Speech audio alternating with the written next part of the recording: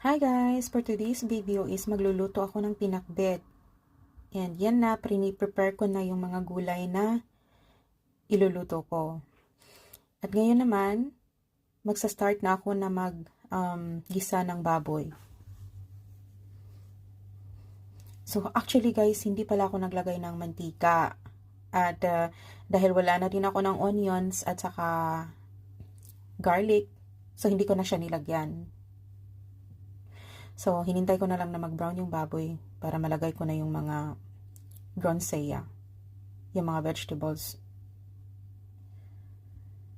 So, yan na, nilagyan ko siya ng konting water at saka broth cubes, and after that, nilagay ko na yung pumpkin kalabasa.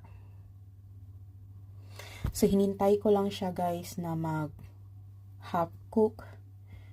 Kasi pag kumain ako ng kalabasa, gusto ko talaga yung parang totally destroyed na siya ba. But that time, I will make it half cook muna. Para makita ko yung kalabasa pagkain ko.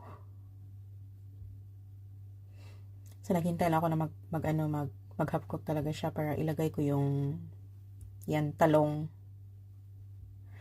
So, after how many minutes, pag makonti, half cook na din yung talong, ilagay ko na yung ampalaya.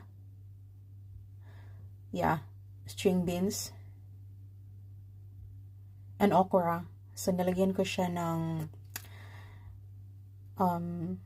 alamang. Ginisang alamang. Para masarap talaga siya, as in lutong Pinoy talaga.